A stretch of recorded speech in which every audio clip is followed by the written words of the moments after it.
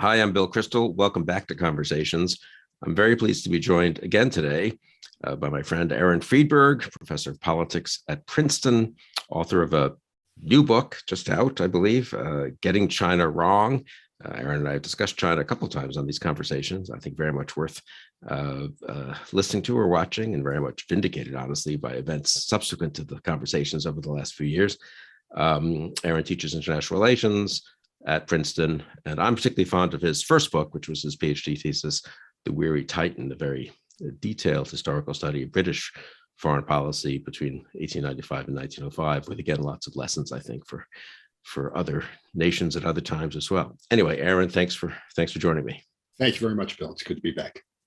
And just to be clear, since we're going to talk about what's happening in Ukraine and its broader implications for the world, and then towards the end, a little bit more specifically look at some of the implications for China, which hasn't been on quite as much in the headlines these days. But just since things can change so quickly, this is the morning of March 22nd, about a month into the war. And so where are we? I mean, what have we learned from these almost 4 weeks now of war? And then we'll go on to discuss sort of the broader implications of what's been happening. Well, we've learned, I think, that among other things, that the Russians are not quite as capable in terms of military capabilities as we had thought. I think in the broader sense, we ought to have learned, or we should finally have gotten the message that we've come to the end of the post-Cold War period, that it's been 30 years since the collapse of the Soviet Union. I gather that Mr. Putin has an affinity for anniversaries, so it may not be an accident that he chose to do what he's done when he did it. But during that period, we've operated on the assumption that it would be possible to incorporate China and Russia into an integrated global economy and into a liberal international order. There's been accumulating evidence that wasn't working. I think we got an early and pretty stark indication of that in 2014, with what Russia did in Ukraine then, but also what China started to do in the South China Sea at that time. But we've been moving along without really responding, I think, adequately to the growing signs of danger. And now it seems pretty clear that experiment, that attempt has failed. Not only have Russia and China not become sort of status quo liberalizing powers, but they're behaving increasingly aggressively, and obviously Russia more so even than China right now. And you don't think that's just an accident of, look, Putin has become more rational over the years, and in the Chinese case, they happen to have a new president who's centralizing power, but it could sort of recede, or if we push Putin back, we could be back to something more like what we've experienced for the last 30 years, or you think this really is an inflection point? I think it is an inflection point, that norms have been broken, certainly by the Russians. And we'll talk, I think, about the response that his actions have gotten in Europe. I think people's attitudes towards Russia have changed. The awareness of the dangers posed not only by Russia, but by China, and not only in terms of their military capabilities, but the dangers that arise from the economic vulnerabilities that we have because of the way our relationships with those countries have evolved over the last 30 years. So I do think this is an inflection point. I can't see us going back to anything resembling the relationship that we previously had with Russia. And I don't think that's likely in the case of China either, in part because I think the Chinese are going to try to take advantage of this and push for their own reasons. But we'll see. It's always possible that people will try to explain things away and get back to business as usual. There's always that temptation. Yeah, I do think, don't you think that if Ukraine hadn't been so fantastic in their resistance, there would have been, and Putin, let's say, kind of gotten away with if not something like it, maybe the Ukrainian forcing Zelensky to flee, the Ukrainian government perhaps collapses, a sort of partial occupation of the country, and a kind of quisling regime in Ukraine, which was what a lot of people expected to happen in a few days or a couple of weeks. I suppose it could have been a little more like 2014, where people didn't want to face up to the consequences. Or do you think even so, perhaps people would have, it was so blatant and combined with what's been happening in Asia, I guess maybe even so, people would have realized it was a new moment. Well, you like to think so, but at the same time, as you point out, if not for the success of the Ukrainians in resisting Russian aggression, it's quite possible if this had been over in a few days, would it have been possible to mobilize the kinds of sanctions that have now been imposed on Russia? I rather doubt it. And there would have been a strong inclination to tut-tut and object and maybe impose some more sanctions on Putin and his circle, but not to take the kinds of actions that have subsequently been taken. I don't think the Germans would have made the moves that they have to increase defense spending.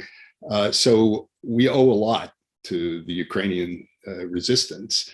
And if not for that, I'm afraid that there would have been a strong inclination to continue with business as usual. Yeah, it really is interesting. I mean, this is something you've stressed in your career of writing, that, for all the theorists of international relations and systems and analysts and all this kind of, deep thinking, so much things are contingent ultimately often. And I mean, again, the very different, just a different president of Ukraine, honestly, maybe, or sort of different mood in Ukraine right at the beginning. Things could be going in a very different direction there, and that could have all kinds of, as you say, when now Europe is really awakened. Well, would they have, as you say, would they have awakened after, if it had been looked a lot more like 2008 or 2014? It's really a good reminder of the contingency of history, and in this particular case, of what we owe to the Ukrainians, I think. And my recollection of 2014 is that the European reaction to what the Russians were doing was relatively mild until the Malaysian airliner was shot down, and that was such a grotesque crime that it galvanized people to do more, not enough, but to do more. And in this case, of course, it's so blatant. But if it had been relatively bloodless, if it had gone the way Putin obviously thought that it was going to go, again, there would have been a temptation to say, well, we don't like it, we object to it, but what are we going to do about it? Putin has made it impossible, I think, for us to continue with business as usual. So I want to pull the lens back and talk about this, what we can now discern perhaps of this possible new order, or what lessons we're learning about alliances, about the economy, and so forth, nuclear weapons, so many things to talk about. But just before that, on the shorter term, I mean, I guess two related questions, take them whichever order you want. If President Biden called you in tomorrow and said, look, or today, I guess he's going to Europe tomorrow, what 2 or 3 things am I underestimating or missing a little bit, or what other course corrections you would recommend, things that my advisors may be just not seeing? What any couple of suggestions for him, or maybe for other analysts, or are there certain things being overlooked or not taken seriously enough? And then second, related, I mean, just in terms of the likely outcomes here, do you have there's a pretty big range, right? But maybe you should just sort of walk through those quickly for people, and sort of, because so much still depends probably what happens actually over the next month or two. Yes.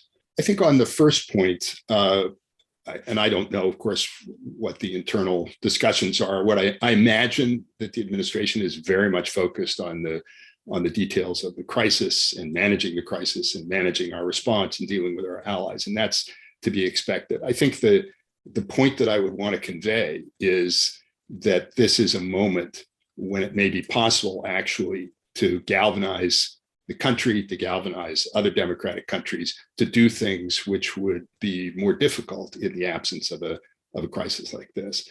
And that we should be thinking about how to use this moment for that purpose, to try to meld together some kind of domestic consensus on a more forward-leaning internationalist policy, to try to mobilize our allies for a longer-term effort to deal both with Russia and China, to try to address, I think, more vigorously some of the concerns that have been growing about our economic vulnerabilities resulting from our trade relationships with Russia, and in our case, particularly with China.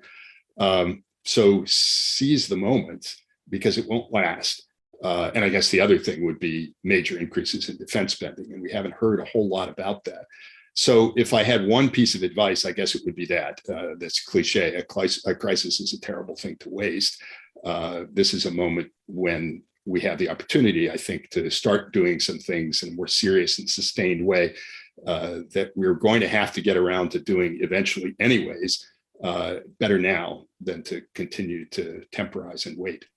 No, that's a good way of putting it. And so I guess one analogy would be what the late 40s is the one everyone thinks of, but I suppose is it useful, relevant? I mean, if you had if President Biden said, I have a long flight coming, is there some one book I should read that would give me a sense of how to think about this, or one historical episode to look at? Well, there's a very good article by the late Bob Jervis that was published in 1980 about the impact of the Korean War. And the basic argument is, if not for the Korean War, many of the things that we associate with the Cold War, the alliances, the increased defense effort, and so on, might not have taken shape, and certainly not in the ways that they did and at the time that they did.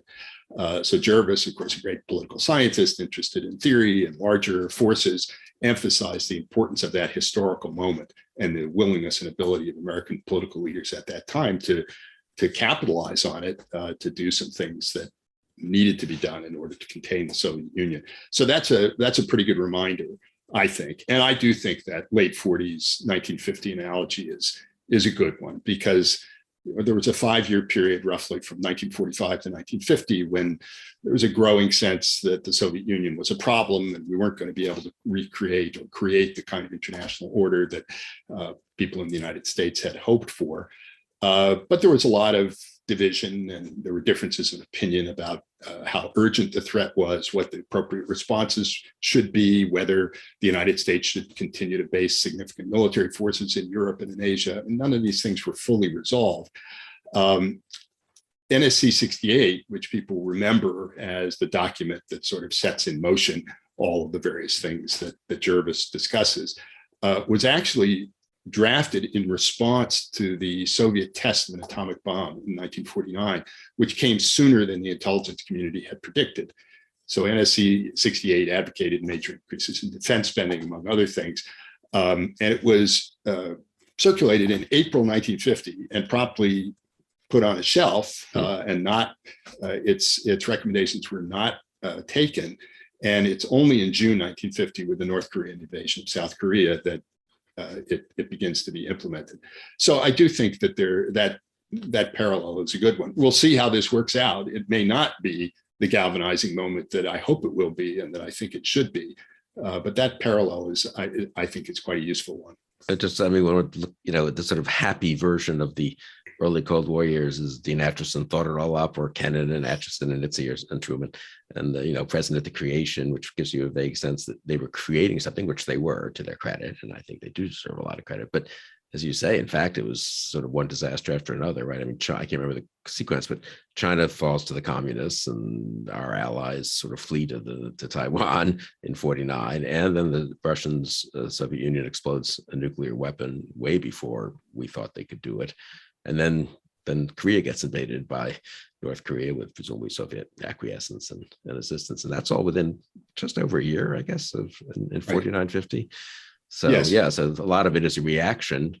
Now, to their credit, they took the moment and thought it through, and I think in pretty impressive ways. But yes, and they didn't have it all in their heads at the beginning, but they pretty quickly, I think, came to some conclusions about broadly what was necessary, and used these opportunities to push towards that. I guess what concerns me is I don't see evidence of that sort of larger vision and larger strategy. We're reacting to things for the most part, I think, appropriately. I think the administration started off by placing an emphasis on China, and it's now, I think, responding for the most part adequately to what's going on in Ukraine. You can argue about the details, but it's certainly not turning aside.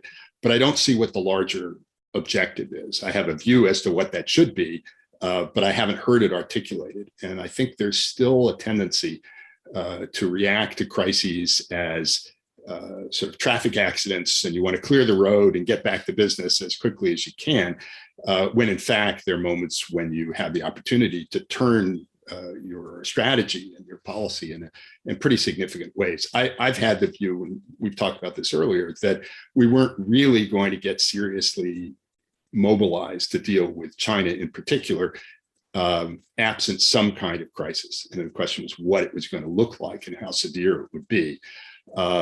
Well, we have a crisis. It's not in Asia, it's in Europe. But I think it should be a moment when we're able now to do some things which previously looked like they were going to be difficult to do, even though we were responding I think we were not responding adequately. In that sense, the analogy with Korea is sort of reversed. There you had this event in Asia that, in addition to triggering a U.S. response in Asia, also triggered a big U.S. response in Europe. Here, the event is in Europe. I think the response has to be both in Europe and in Asia. Yeah, that is an irony of history thing. I guess Jervis, as I recall, that's Robert Jervis, for people who aren't familiar with him, a really great political scientist who died within the last few months, I think, really. Yeah. Yes. Columbia. Yes. Taught at Columbia many years. That 1980 article, I mean, one of the points he makes, though, is the irony of, or just in passing at least, that people haven't focused on this because Korea is an Asia crisis, but it affected our Europe policies a heck of a lot. And here we have everyone was waiting for the Asia crisis to finally bring home the threat of China. And we have a Europe crisis, which in some ways brings home perhaps more the threat of China. That's kind of how the world works, though, right? So. Yes. Well, and we'll see, because there will be people who will say, well, now we should focus on Russia. China's really not so bad. The Chinese are sort of hoping, I think, that our attention will be deflected. So it's not certain, but I think that's the direction in which we need to go. Just a word on what do you, I mean, who knows, but what do you sort of expect to see, or what are the range of things we might see over the next few months, do you think, in the actual theater of the war, or maybe not in the theater or elsewhere? I mean, of course, we weren't so surprised. It's probably a mistake to even spend too long on this, but it's worth having sort of in one. Well, do you think the range of outcomes is wide, or do you think we're sort of on a path that we can now kind of predict over the next weeks and months? You mean as far as the situation in Ukraine and Europe is concerned? Yeah. I guess, like most people, my expectation is that this is, maybe it already has settled into something of a stalemate. The Russians obviously having a great deal of difficulty mounting large offensives, the Ukrainians continuing to fight back, and the Russians resorting to indiscriminate attacks on urban centers, hoping to break the will of the Ukrainian people. There doesn't seem much indication that that's happening, at least not yet. And as long as we can continue to supply and assist Ukraine, I think there's good reason to believe that they'll be able to continue to fight. Then the question is, how long does it take before the two sides can reach some kind of agreement, or will they reach some kind of agreement? I don't think, I mean, if you think of the extremes, the opposite extremes, I don't see the Russians giving up and going home. That just doesn't seem in the cards, although they might accept some kind of outcome that's a lot less than the one that they had hoped for. I don't see the Ukrainians surrendering and giving up large chunks of their territory if they can possibly avoid it. It's conceivable that they might experience real setbacks and collapse. Zelensky is killed, if the government is decapitated, maybe that would happen. But at least so far, they've been able to avoid that. So if they're in this stalemate, how long does that go on? Are they able to find some way out of it? I guess the other question is about escalation. On the one hand, whether the Russians may escalate, and people have talked about that. I think President Biden today again said something about the possibility of use of chemical weapons by the Russians, and that's a real concern, in part because it would be consistent with their general approach. If you're stuck, the way to get out of it is to inflict horrible damage on the population of your opponent. They've got the capability. They've made noises that seem to suggest that they were trying to create a scenario in which they would blame the Ukrainians and then use some fake false flag attack to justify doing something themselves. That's a possibility. And obviously, the president is getting signals from the intelligence community that suggest that we think the Russians are considering that. There's a question about how we would respond to that. On the other side of the escalation issue is whether we at some point will be willing or feel compelled to do more than we're currently doing to become more actively and directly involved in the conflict. So that for the moment, that doesn't seem particularly likely, although an increasing number of people, I think, are trying to suggest ways in which we might do that. And that could lead to, in either case, Russian escalation or our greater participation could have consequences that are difficult to foresee. But I guess at the moment, stalemate, which could go on for a long time, and then some kind of unsatisfactory resolution that doesn't solve the problem but freezes it. That would be my guess.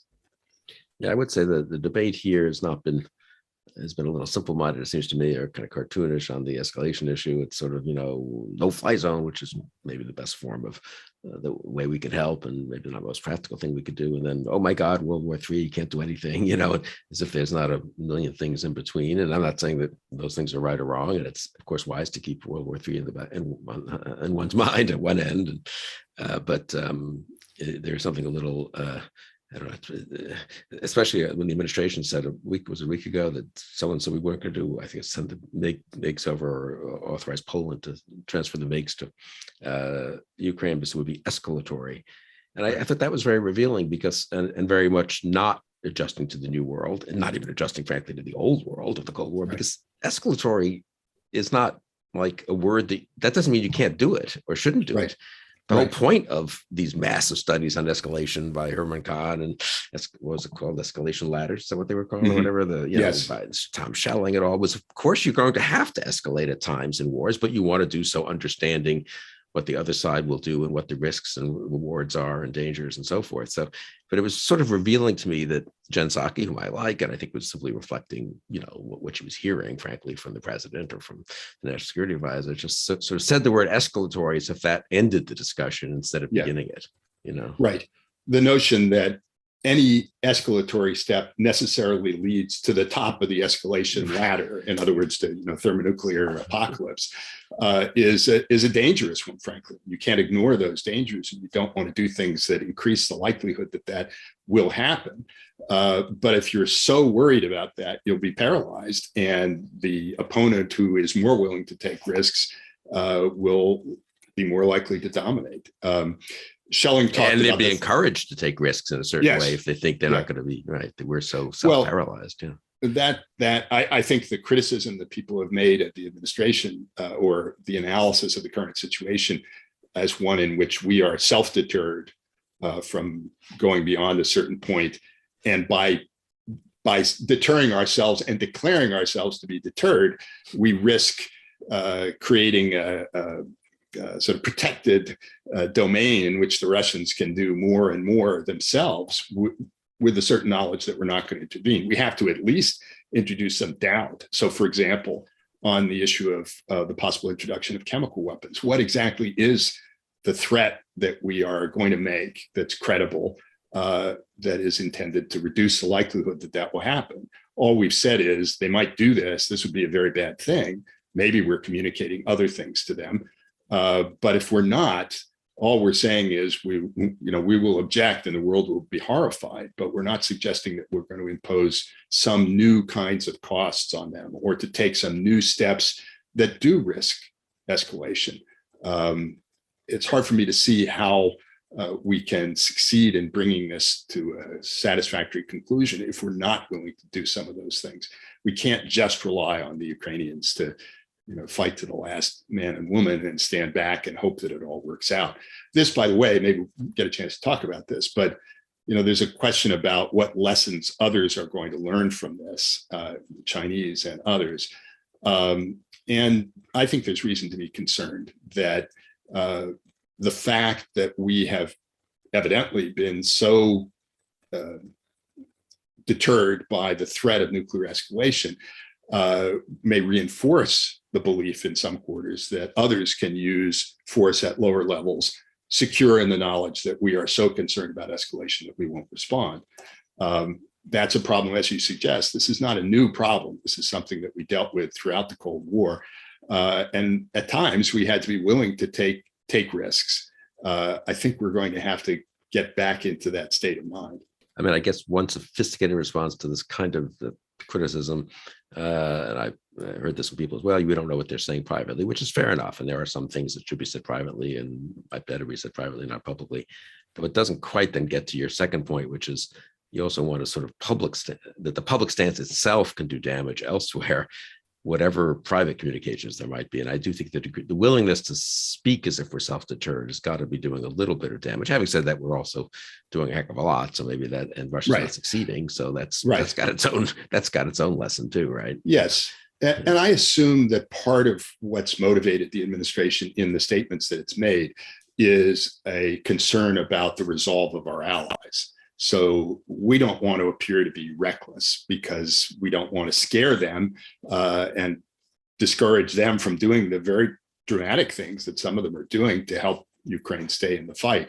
I've been concerned that at some point the Russians would threaten one or other of our allies, whether it's the Poles or the Germans, and introduce the possibility that they might escalate to the use of nuclear weapons targeted at a particular country to try to provoke panic and break the political will of a democratic society.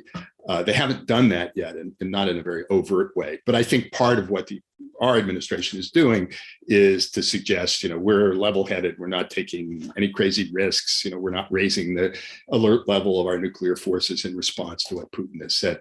I don't know what we're actually doing, but there may be a good reason for downplaying it. That said, there is a difference between saying, absolutely, we will defend every square meter of NATO territory. That should go without saying, but it's worth saying. And saying, we will do nothing outside of the scope of NATO to respond to what the Russians are doing. It doesn't seem to me that we ought to preclude the possibility that we might and introduce some doubt in the minds of the Russians about what we might do. Right. No, I have very much to agree with that. So let's talk. You've mentioned alliances, we've mentioned sanctions, we've mentioned nuclear weapons. Those will be 3 topics, I'm sure, when you teach this 5 years from now, if you do at Princeton as an inflection point, that will each get a class of their own. But let's say a word about the broader implications about both this alliance, which is really NATO and Europe, and alliances in general. And then we can get to perhaps nuclear weapons, and you touched on that just now, and then sanctions, and that would also let us talk then more about the economic side of things and maybe some of the China implications. So alliances, what have we learned about alliances in general, or this alliance in particular, or alliance management, if you want to call it that? Let's start on the other side of the alliance fence, not exactly an alliance, but strategic partnership, unlimited, whatever, that the Russians and Chinese have declared that they have. This is going to be a very interesting test of that, and we're seeing that play out. I think there had been a belief, and I share this, that the Russians and the Chinese have been moving closer in various ways, cooperating more closely. I think during the Cold War, the Soviet Union and China were divided by the same ideology. In this case, Russia and China, I think, are united by an anti-ideology. They don't have a common ideology, but they share an antipathy to Western liberal, as they say, so-called universal values. We'll maybe talk more about that. So, but these events are putting some of that to the test, how far the Chinese are willing to go, actually, to support the Russians.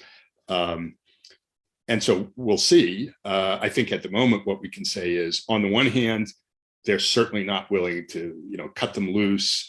And as some in this country and elsewhere have hopefully suggested that they might join the international community and denounce Russia and prove themselves to be good international citizens, they're not doing anything of the kind. At the same time, they're also not providing military assistance, at least as far as we know. And they're being pretty careful about their economic interactions with Russia because of their concerns about secondary sanctions. That's in the short term. We'll see what happens in the long term. I mean, I suspect, don't you, that if the Biden administration deserves credit it's not getting for some private diplomatic efforts, I wonder if the China stuff is such a case where, I mean, Jake Sullivan has a 7-hour meeting with his counterpart, basically from China. But President Biden's had 1 or 2, I can't remember, long phone calls with one with President Xi, and they've publicized those, which makes me think, well, I don't know what it makes me think. I'm inclined to think that you don't publicize them if you're pretty confident you're going to have a decent outcome. And it may be that they in the China, that we have either pressured the Chinese or maybe offered certain things to the Chinese even later to keep them from really intervening with Russia. I mean, I do think that's been striking especially for those of us who have been pretty alarmed by their apparent, right before the Olympics, they pledged kind of unlimited strategic cooperation, yes, or some such phrase. And I've got to, it does seem like the Biden administration, well, either they're just the Chinese making a calculation in their own interest, but or the Biden administration has persuaded them in certain ways. But or they just look at the situation and think, oof. But yeah, it is pretty striking, isn't it? Well, let's take a minute on that, just because even though we're a little out of order, but it's important. I think the administration in its dealings with China has also evidently adopted this tactic of revealing some intelligence for strategic purposes. So right before Sullivan's meeting, someone leaked information suggesting that the Russians had requested military assistance from China. And right after the meeting, there was a story suggesting that the Chinese had indicated a willingness to provide some. One way of looking at what the Biden administration is doing is to say they are trying to pressure the Chinese or to discourage the Chinese from doing too much to help the Russians. And by doing that in a public way, they are either they'll succeed and the Russians will not do things that they might otherwise have done, or they will fail and the Russians will sort of visibly help. The Chinese will visibly help the Russians in a way that will make it easier then for us to mobilize opposition to China. So that may be what they're thinking. On the first possibility, if we did somehow succeed in discouraging the Chinese from doing things, that drives a wedge between Russia and China. So if the Russians really thought the Chinese were going to respond to these requests for military assistance, and if they believe that the Chinese have been deterred from doing that by threats from the United States, that's going to create some friction and tension in their relationship with China. I'm not actually convinced that our role in that has been the most important factor. I think what the Chinese are doing, as is almost always the case, is based on their assessment of what's in their best interest right at this moment. The one thing that I think we are threatening that they're inclined to take seriously is, again, this possibility of secondary economic sanctions. And we've said it pretty explicitly. So if Chinese banks and other entities deal with Russia using the dollar system, we may impose secondary sanctions on Chinese banks or Chinese companies that supply Russia with spare parts for Boeing aircraft, that kind of thing. And that does seem to have dissuaded Chinese companies, maybe the Chinese government, from doing more, at least more visibly than they might otherwise have done. That's probably the one most significant thing. I don't think the Chinese, I don't see any circumstances under which the Chinese would want to get involved in this in any direct way. It's a mess, and they would rather not be associated with it too closely. At the same time, they haven't taken the opportunity to disassociate themselves from it. And in their public diplomacy, if you can call it diplomacy, they've pretty much adopted the Russian line recently of saying, this is kind of our fault. This is because of NATO expansion, and we should sit down with the Russians and have some reasonable conversation. They've sort of absented themselves from it. We'll come back to China in a minute, but that's all very interesting. And we should talk also about President Xi and his similarities and dissimilarities with Putin and so forth. But on the other side of the alliance issue, NATO, a little more alive than everyone thought it would be. Yes. I mean, even those of us who have been big defenders of NATO and critics of Trump for being anti-NATO and defenders of NATO expansion back in the day, and not just in the day, but up till now, I think we thought it was important and useful. I don't know that we thought it would be quite as much of a real military alliance as it turns out to be. Yes. No, that's been a pleasant surprise, the extent to which there's been agreement, the extent to which countries have been willing to do things that you wouldn't necessarily have predicted, that some of these small East European countries or Nordic countries would provide weapons for Ukraine to fire at Russian forces. I don't know that I would have anticipated that. The fact that after themselves only being willing to send a few thousand helmets, the Germans turned on a dime and now are talking seriously about increasing defense spending. So there's a degree of seriousness that is a pleasant surprise. Wouldn't necessarily have thought it, but that's because of the extraordinary actions that Putin has taken. So we have to cultivate that, work with that, try to encourage that and point it in the right directions, because it could dissipate. It could be that as the effects of the sanctions on Russia begin to have consequences for European economies, there will be divisions and a lack of willingness to follow through. It could be that if the Russians do make the kinds of escalatory threats I mentioned earlier, that some or other members of the alliance will try to peel off. So we have to keep that from happening. But for now, there's a lot to work with there. And we should be thinking about the longer term. What are the implications of these actions by the Russians for the longer term? And I think, simply put, what it suggests is that we and our allies have to do a good bit more than we have been doing to prepare seriously for kind of cross-border, conventional, high-intensity conflict, that we can't count on the Russians being deterred from that by the possibility that it might lead to escalation. I think we have to get much more serious about that, and that's going to be expensive. I think also with the Europeans, we have to encourage and do what we can to make it easier for these countries to try to disconnect themselves from Russia to a degree, particularly, of course, in the energy domain. And that has finally, I think, started to happen. And there may be things that we can do to encourage that, whether it's selling LNG to European countries or working with some of the Gulf countries to try to get them to increase their output and so on.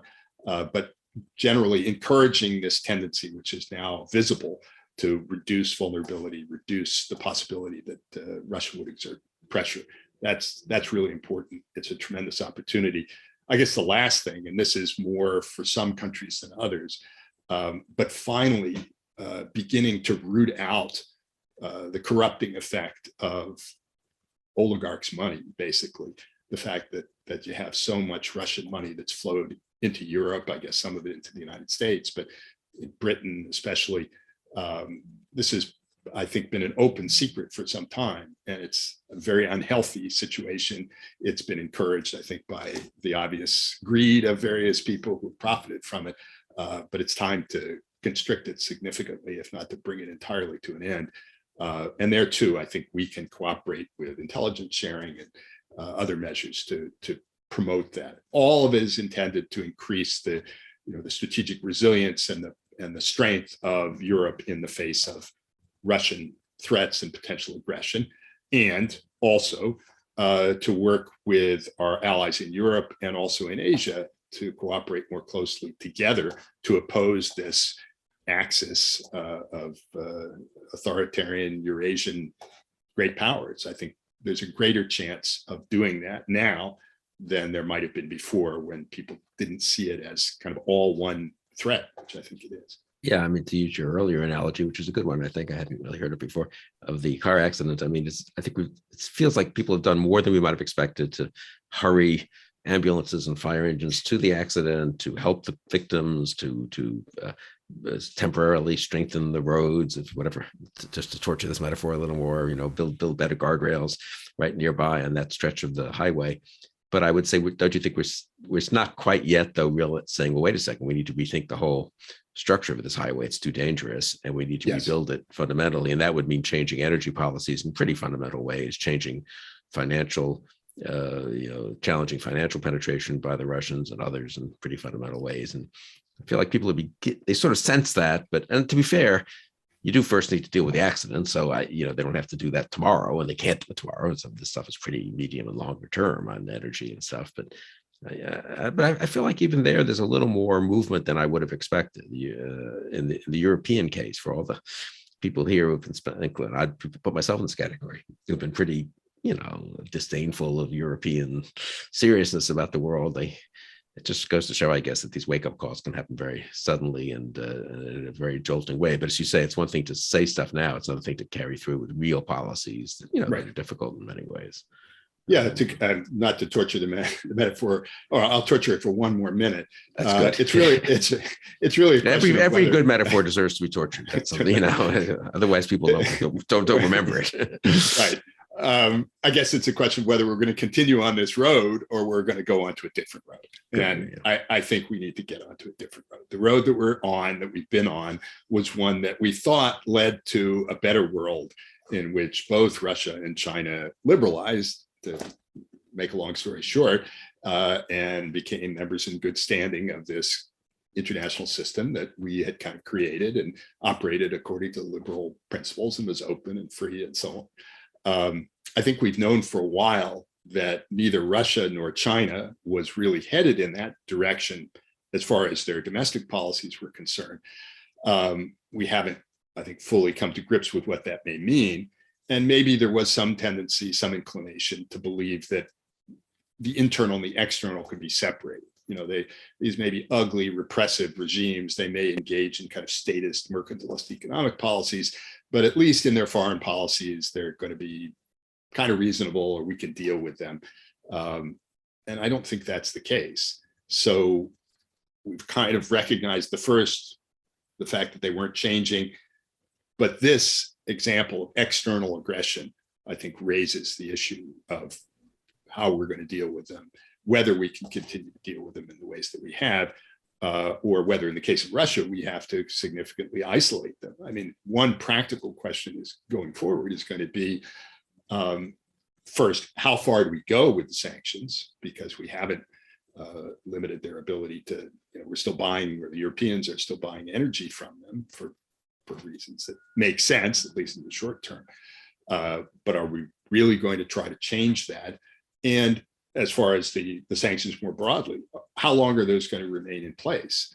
Are we going to lift them at some point? Are we going to relax them at some point? Under what conditions would we do that? I think you could make an argument that we shouldn't do it as long as Putin is still in power, that this regime has proven itself to be capable of the worst kinds of crimes, and that we should try to isolate it and weaken it until it changes in some fundamental way. There's an argument to be made for that. I mean, I realize that the counter to that may be, look, if we're going to persuade them to back off in some way, we have to be able to offer them something. So it may be that if they give ground on Ukraine, we're going to have to give ground on sanctions. But strategically, it seems to me there's a strong argument for now just trying to isolate and weaken them as much as we can. And I think there'd be more purchase for that strategic argument among some of our friends and not so friendly colleagues in America and the foreign policy establishment and so forth, who then really would have been obviously a month or two ago. I mean, just the war crimes and stuff make it very hard to see how you normalize this. Right. Is an American president going to be shaking hands with Vladimir Putin at a summit in 2 years? I mean, sort of, or having a reset, or all the things that happened quickly after 2014 again, right? That seems almost inconceivable to me. So now I do think there will be a big argument, don't you, though, that China's different. I mean, China's a bad place and dictatorial and even Orwellian in some ways, and terrible treatment of the Uyghurs, but they're cautious, they're sort of mature, plus they're a much more massive part of the world economic system and financial system than Russia. And so it's a mistake, someone might say to you, for you to be kind of lumping them together, the two authoritarian powers. They have some sympathies with each other. We could also split them conceivably. And in any case, China's very different from Russia. I think you acknowledge some of the differences, of course, but I think you're more inclined to say ultimately more similarities than differences. I think both of them are revisionist. Both of them, as I said, share this anti-ideology, this opposition to the principles on which our systems are based, and also the principles on which we had hoped the international system could operate. Revisionist meaning, just to find they want to change the distribution of power and even the distribution of territory.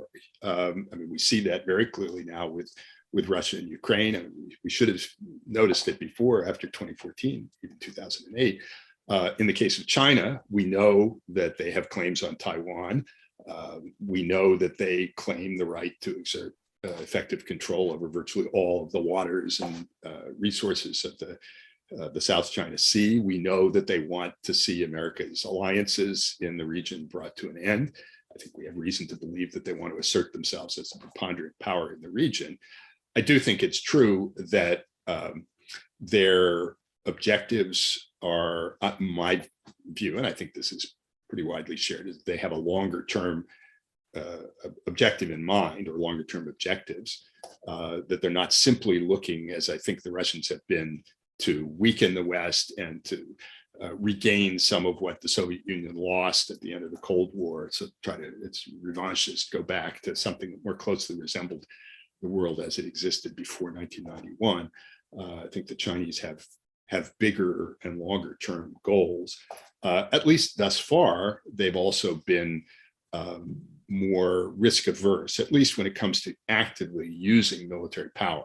They've become more risk acceptant in a variety of other forms of behavior, crushing democracy in Hong Kong, or pretty much openly running concentration camps in Xinjiang, or issuing the kinds of threats that they have against democratic countries, or using economic sanctions against Australia and South Korea. They've become more aggressive in those various domains. Where they've been pretty cautious thus far is actually using military power to achieve their objectives. They certainly would prefer to achieve those objectives without using military power. They have some reason to think that if their strength continues to grow, they'll have good chances of being able to do that, where the Russians, I think, pretty clearly didn't have much else going for them. If they were going to make these changes, they were going to have to use military power. So a longer term threat, a bigger threat, but a threat nonetheless. And what lessons do you think the CCP has learned or thinks it has learned from the last month or two in terms of both what Putin has done and the reaction, the difficulties he's had on the ground there, and also our response in terms of sanctions and other things? Well, it's like the old joke, it's about the French Revolution. It's too early to say, although I guess that Zhou Enlai said that about the 1968 revolts in France. So it's a good quote, but it's not an accurate one. So it's too early to say. But and you can. One thing we do know about the Chinese, about the CCP regime, is the regime itself and the military. They try very hard to extract lessons from events. They're constantly analyzing. They may distort them, they may misunderstand them, but they don't ignore them. And so they'll be watching this very closely at a number of levels, starting with the military, but all the way up to sort of the grand strategic level. And you can see, there may be things in the plus column and things in the minus column from their point of view. So in the minus column, this got a bigger and more coordinated reaction than perhaps they would have thought from the Allies and from the United States. In the minus column, Russia turns out not to be quite the military superpower that they claim to be, and that maybe the Chinese had reasons to hope that they were. Also in the minus column, in the shorter term, Russia's actions risk real economic disruption on top of the disruptions that have resulted from COVID and other things that certainly are problematic for China and worrisome for China. And finally, on the minus column, and this is yet to be determined, I think they have reason to fear that exactly what I would advocate may happen, namely that the United States and its democratic partners, both in Europe and Asia, will get much more serious, not only about Russia, but about China. So those are all either bad things that are happening or bad things that might happen. On the plus side, depending on how it plays out, it is still conceivable that in some way Russia could succeed, at least by some definition. The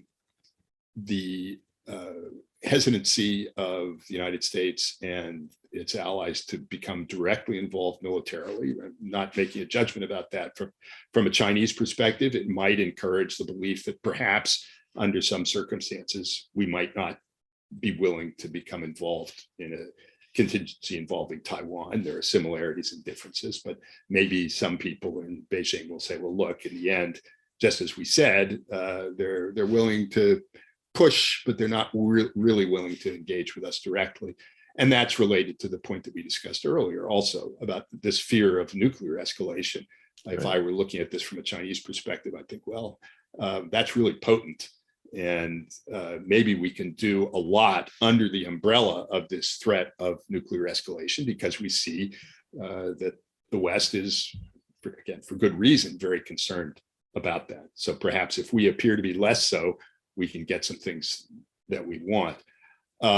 I think the Chinese are also hoping, again, that this cohesion won't last. They're always playing divide and conquer, and evidently they're doing this in Europe already. According to some reports, there are diplomats going around and talking to their European counterparts and saying, the Americans are, they're urging you to do things that are going to be very costly for you, but aren't going to hurt the US as much, like sanctions, trade with Russia is more important to you. Maybe they're even doing it for their own selfish reasons because they want to sell you natural gas, whatever it is.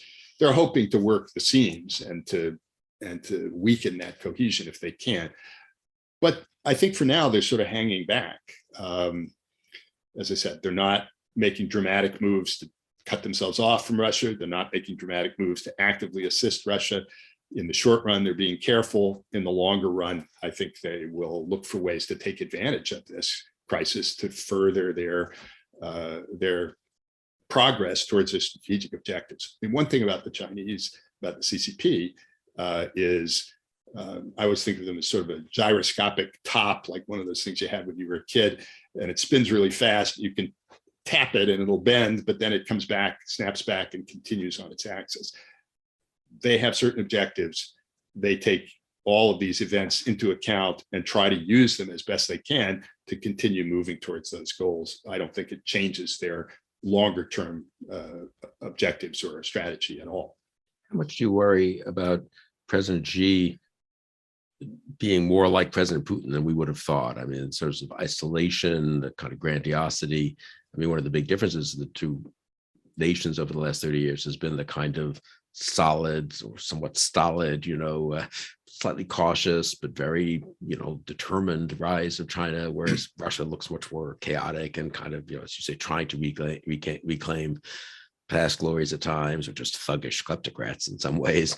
Some of that kleptocracy in China too, but pretty different. It seems to me. I mean, it's ironic, isn't it? They succeeded in avoiding 1989 or 1991, right, with Tiananmen, really. And as a result for that, they must feel that was absolutely the correct decision.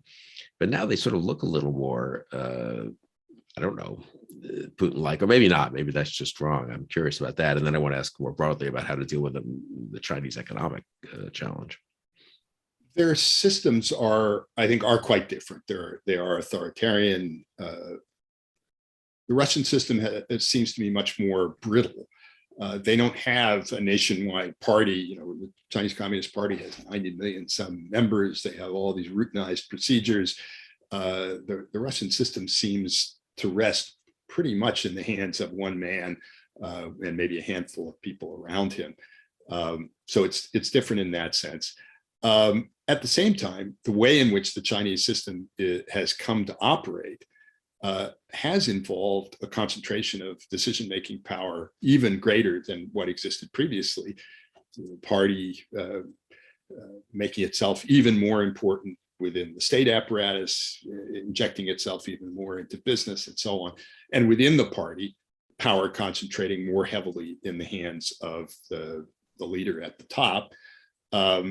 There's a kind of, I guess it's a similarity in the cult of personality, the way in which both of them put themselves forward, although it's quite different. I mean, we haven't seen Xi Jinping riding shirtless on horseback, because I hope we won't.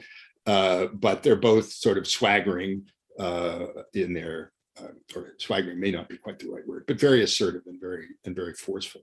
One question is whether at the top, their systems are also beginning to suffer from some of the debilitating effects of that kind of concentration. So people have made the argument with respect to Russia that Putin has been cut off, that no one dares to give him bad news, that he was receiving bad information from the FSB about Ukraine. It seems pretty clear that he was, and perhaps that's something to do with the fact that everybody is afraid of him and doesn't want to say anything that's going to anger him or appear to question his objectives. There's been a question of whether the Chinese system was beginning to operate in that way. We don't know very much about what goes on. We know next to nothing, I think, about what really goes on behind closed doors at the very top of the Chinese system. But it certainly looks as if there's no one who's going to stand up and tell Xi Jinping he's wrong. We don't know what kind of intelligence information he gets or how it's interpreted, but there's reason, I think, to be concerned about that, and therefore to be concerned about the possibility that, just as what's true with Putin, at some point Xi Jinping might make decisions that we would think were perhaps not fully rational or were so obviously risky that he would avoid them. Well, maybe he assesses the risks differently, and maybe that's in part because he's now unquestioned in his power within the system. That, I think, that remains to be seen, but it's concerning. I know that's interesting. Will there be a moment in the next months or year or two where we'll see more clearly what the internal distribution of power is in China? Or yes, there's one coming up, which is the next Party Congress in the fall, and what everyone expects, and I certainly would expect that Xi Jinping is now going to take an additional term as head of the party, so at least 5 years and possibly 10. And in doing that, he'll break the norm, the sort of informal norm that was established under Deng Xiaoping, and not go back to the Mao era in all respects, but put himself in a position of unchallenged authority that's equivalent to that which Mao enjoyed at the peak of his power. So we will see that, and we'll see also what surrounds that. There's always an attempt to read the tea leaves, and you have to be a little skeptical. People are trying to extract information from limited bits and pieces of information. But it's likely that Xi Jinping will put into the remaining top positions, which may not yet be occupied by his associates and people that he's chosen. He will completely control and dominate at the top levels of the party. We probably also will not see the emergence of a clear successor. He doesn't seem to have any desire to name anyone who could at some point emerge as a competitor, I suppose. So we'll get a sense of that. Also, when you look at policy decisions, some of the things that Xi Jinping has done recently, particularly with regards to economic policy, seem to run counter to the views of at least some others in China about how to promote economic growth. He's got his own theories and beliefs about this. And there too, although some people say there is criticism and maybe there's some muted skepticism about what he's doing, he seems to be plowing ahead and doing what he wants to do. It could turn out, some of it, to be counterproductive, but no one is going to stop him. And on our side, you've been a skeptic, or you've called for rethinking of some of the full-on globalization and embrace of no distinctions among different countries with whom we trade and so forth. And there seems to be some movement to at least rethink. Well, certainly there's been rethinking of that with respect to Russia. I think with China, people have sort of put it off in a way. But yeah. I mean, is that practical? What would you, if you talked about a values-based economic bloc as opposed to sort of full-on globalization, say a word about that and how practical it is, and again, how would you judge whether we're sort of moving towards that or not? The idea going back 30 years was that we were in the process of creating this fully integrated global economic system where goods, capital, information, people would move more or less freely everywhere in the world. And that economic theory tells us is the most efficient way of allocating resources would lead to growth and greater well-being for everyone. And there's some truth in that, but there was always a political element in it, which we sort of extracted and put aside and assumed. We did it by assuming that the process of integration and globalization would encourage political and economic liberalization in these great powers that were not yet fully liberalized, Russia and also China. And that as that happened, the possible geopolitical or strategic concerns that might otherwise arise from the fact that these countries were getting wealthier faster than they might otherwise would be dissolved, because eventually we'd all be democracies and we'd all get along, and we'd have such a common interest in promoting economic growth that no one would dare do anything to disrupt it. And that was the theory. But economic activity always takes place within some kind of political construct. The great Robert Gilpin, to name another deceased political scientist, my former colleague at Princeton, argued this very eloquently in a book that he wrote in 1975. And he has a paragraph in there where he talks about how political conditions and the distribution of power in the international system shape the economic system that exists within that structure. But over time, economic processes change the distribution of power and ultimately change the structure of the international economy. We've kind of ignored the political part of that. and ignored the possibly troubling implications for us, especially of China's economic growth and the increase in its power. And now I think we're confronted by it. We were before, I think maybe even more so now with what's happened with Russia. I note in the last couple of weeks, in The Economist, Foreign Affairs, people talking about this, basically about this idea of value-based blocks, which is the term that I used in a recent article in the Texas National Security Review, as one possible way in which a globalized economy might break down. It's not full and unified, but it's going to concentrate in blocks that are determined by geopolitical considerations, not purely by economic considerations. I think people were kind of dismissive of that idea, but are less so now.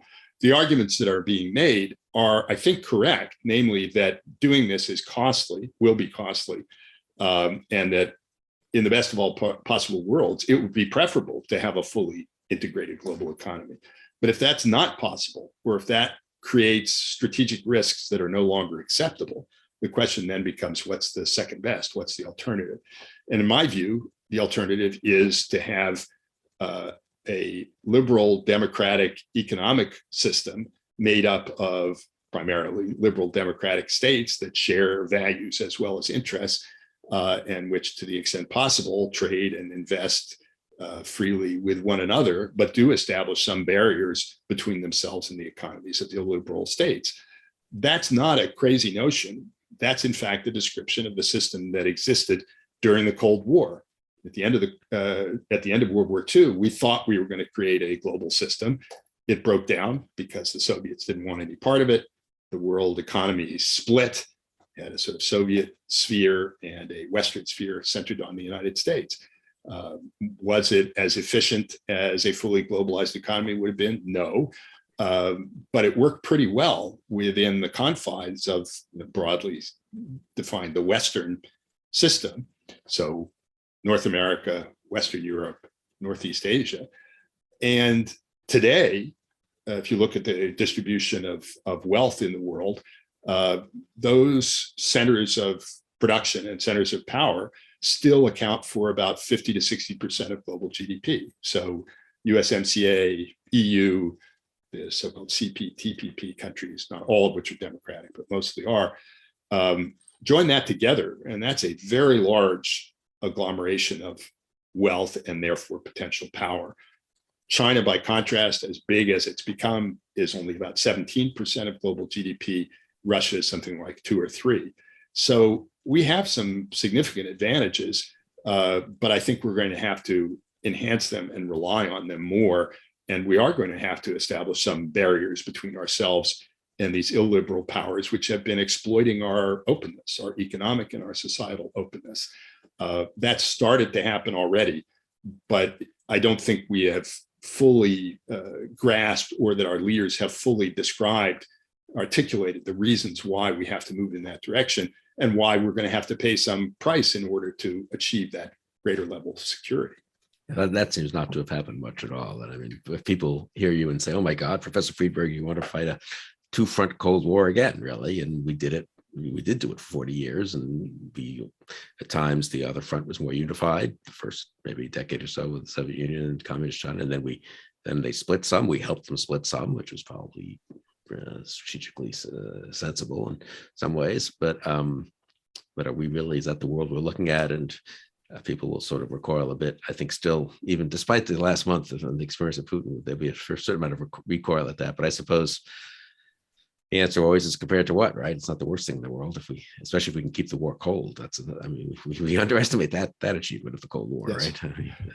I think on the economic part of it, this is already some degree of separation and insulation is already beginning to take shape. I mean, with Russia, it's now extreme. We don't know how long it's going to last, but Russia is now largely, not entirely, but largely cut out of the larger global economy. With China, of course, it's much less the case, but if you look at the things that we are doing and that some of our allies are talking about doing to restructure supply chains, to limit investment by Chinese companies in our economies, to restrict or slow the transfer of certain technologies from our economies to China's, we are beginning to impose some limitations. That's not total decoupling or total separation, but it's also not the fully integrated world that we thought we were headed towards. One important thing to note here is the Chinese themselves have for some time been trying to move in that direction in ways that they think will be beneficial to them. They talk about globalization, but what they really have in mind is a situation in which we remain largely open to them, but they're able to control and limit our access to their economy. They've been doing that for a while. They're trying even more now, precisely because they want to reduce their vulnerability to the things that they see happening to Russia. They're worried about being cut off from high technology, something we've started to do in the last few years.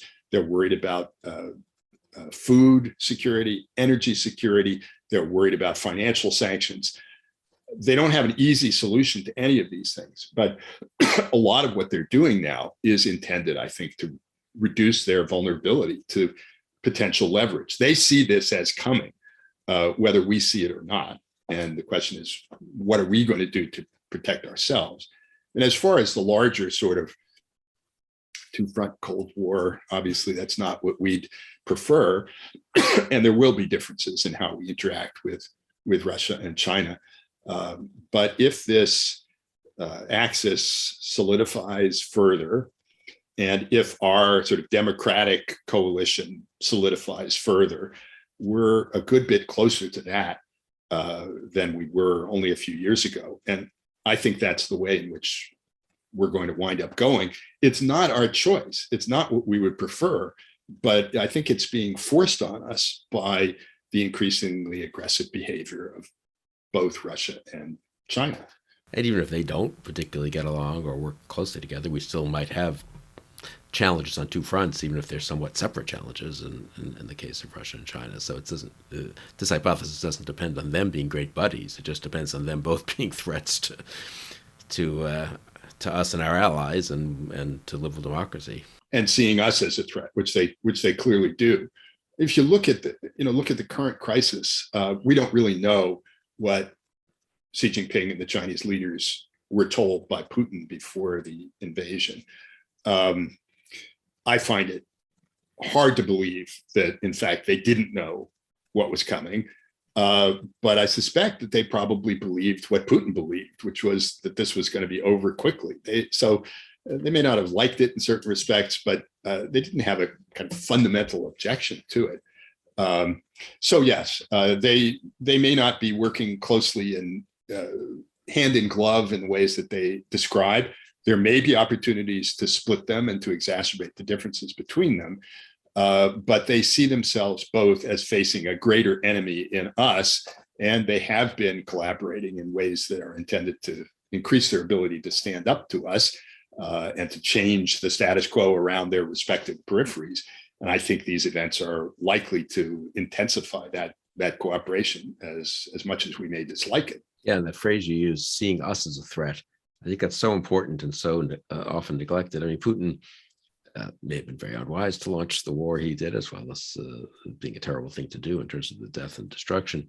But it may have wildly exaggerated how easy it was going to be and so forth. He wasn't foolish to see that a Western-leaning democratic Ukraine was a threat, though. I mean, this is a point Bob Kagan makes in his book on, how dangerous, we're a dangerous nation, even though we don't particularly intend to be because of what we are. And I think the same is very much true of our allies.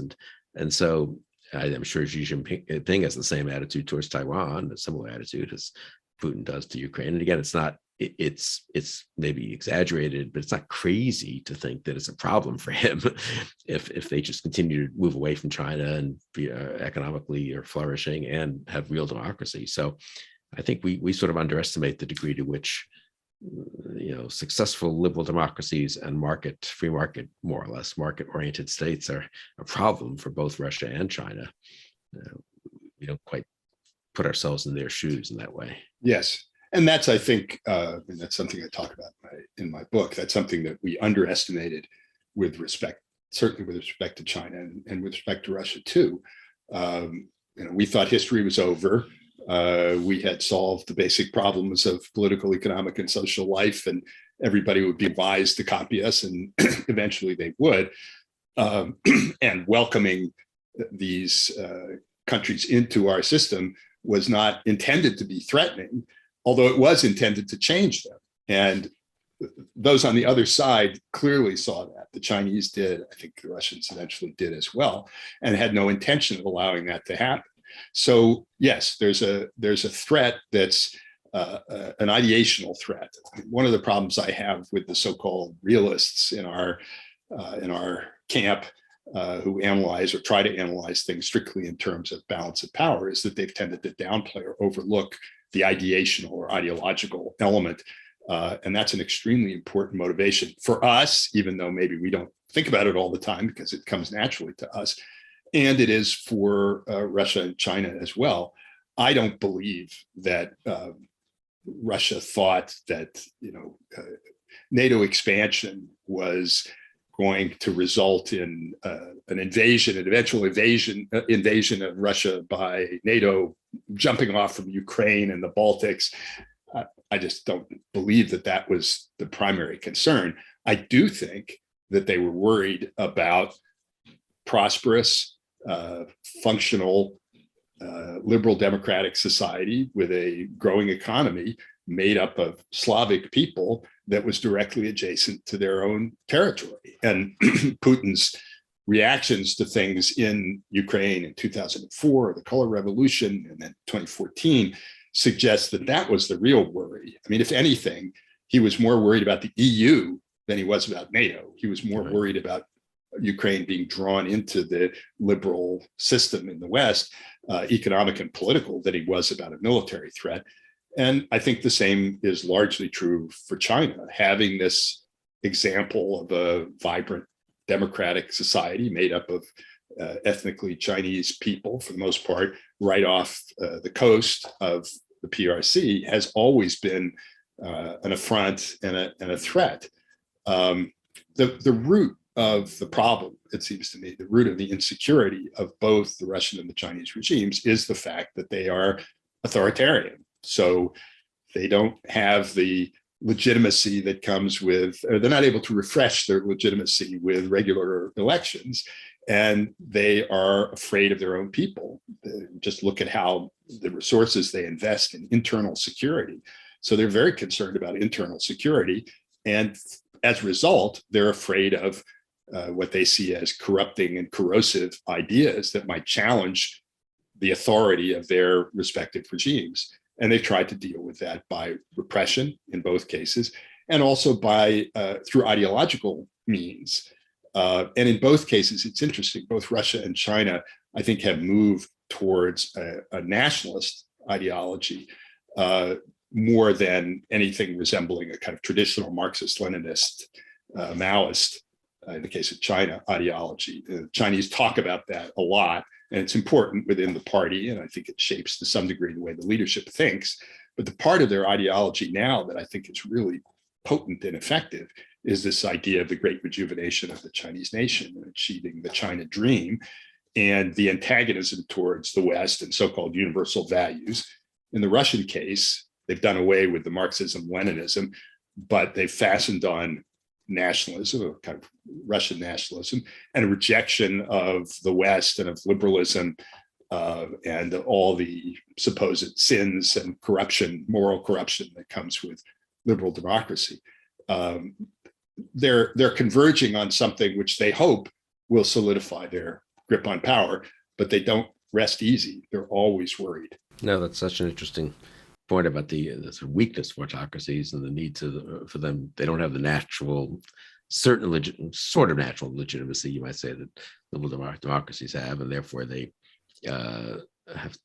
we are a threat, and other nations, especially nearby nations that are otherwise like them.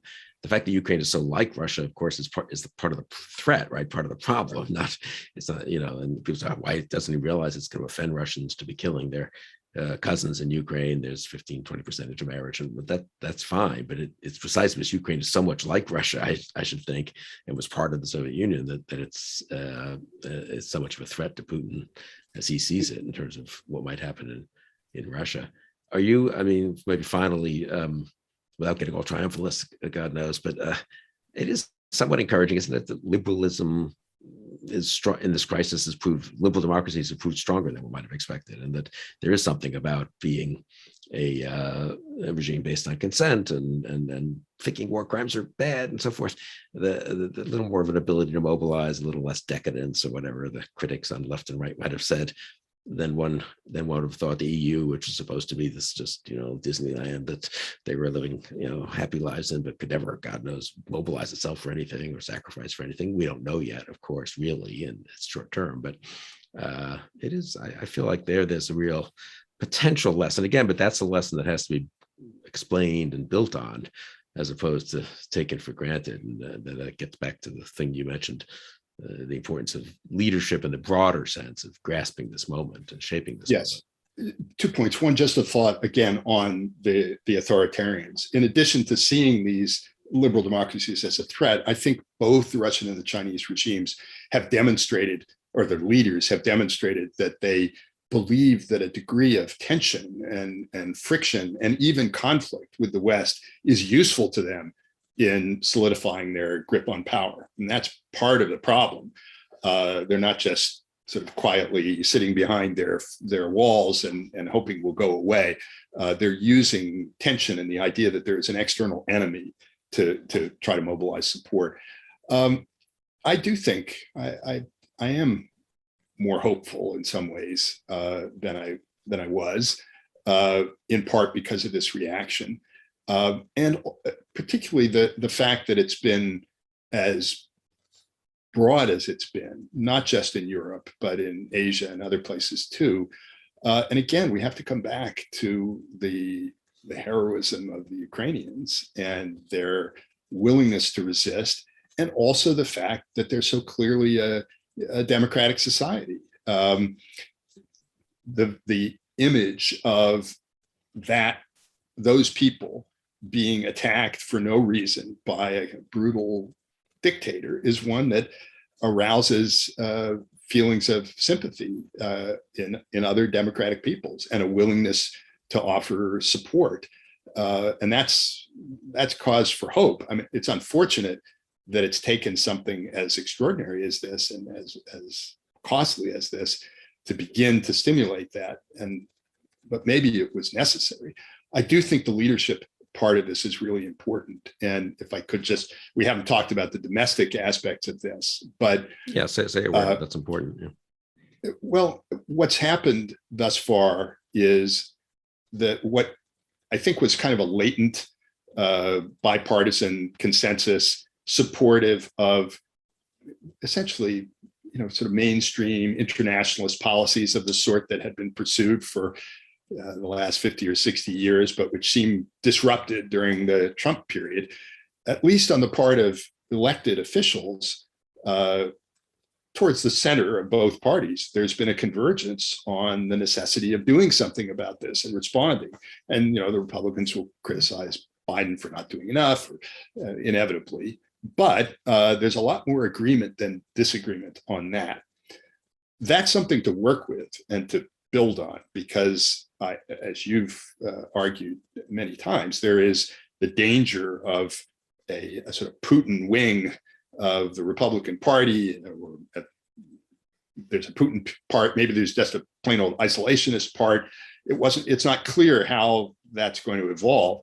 I was reading a piece by Will Salatin in the Bulwark yesterday, and he observes that there are these pretty significant differences in reactions to the current crisis among registered Democrats and registered Republicans. And the Democrats are more supportive in general of action.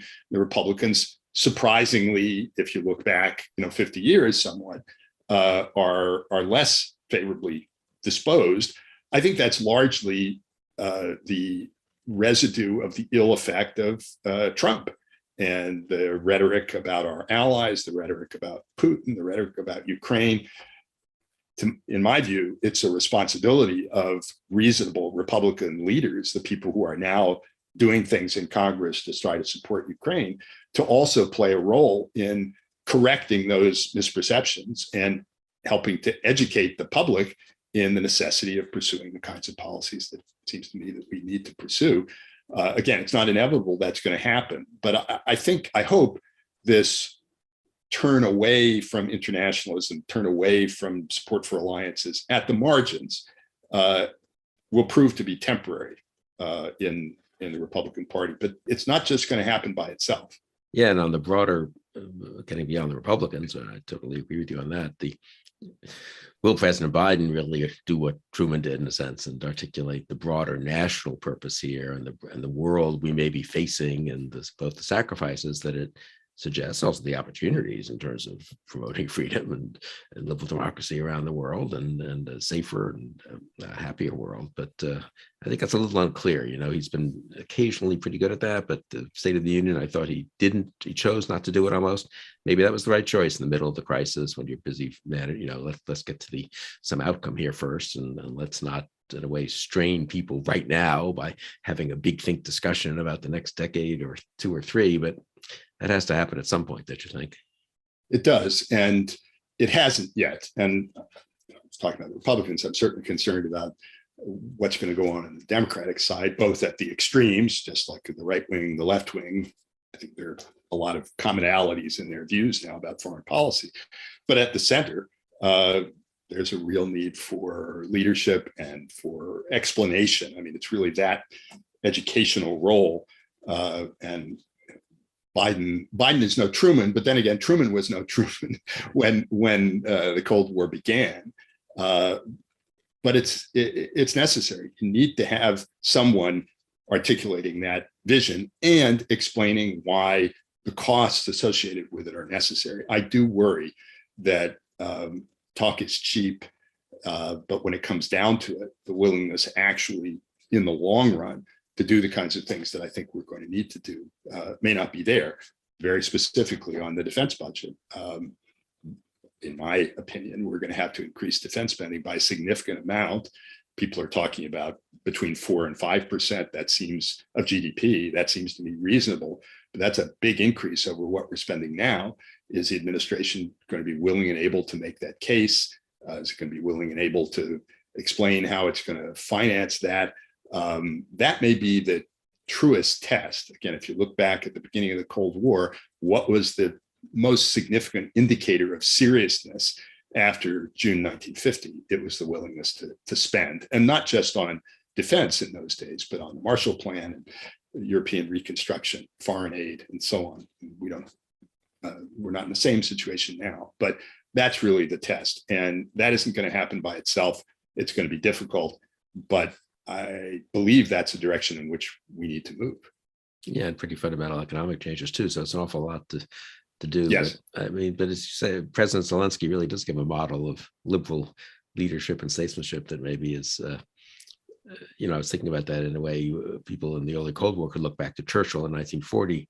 There's a lot of forgetting of the fact that we were staying out of it, and quite purposely staying out of it for quite a long time, and America First Committee gets started after the fall of France. And there's a ton of Americans thinking we don't want to get involved in that thing when you're looking at the Nazis conquering huge parts of Europe. But afterwards, people decided that it was right to have gotten involved, that FDR had done the right thing, and it became bipartisan, of course. And so maybe there's a Zelensky, and Churchill becomes a hero in a way. To Democrats more than to Republicans, incidentally, interestingly, because they're more liberal internationalists. And the Republicans still have strong streaks of a kind of America First isolationism, not quite like 1940. And I read somewhere when Churchill died, even in 1965, was it 65? Yeah, the tributes from liberals were much more fulsome, much grander in a way than conservatives, who had a suspicion of his friendliness to the welfare state, but also a certain kind of his kind of liberal democratic internationalism. Anyway, and still residue of that kind of America First. So there's a challenge on the right, but a challenge throughout the American system. But again, maybe Zelensky plays a little bit of a role like Churchill, reminding us that it's not all about triangulating to the latest opinion poll, and there really is a kind of world leadership role here and moral leadership role. I think that again, to mention the heroism of the Ukrainians and Zelensky in particular, there's a way in which they've shamed us into being more serious by their willingness to sacrifice.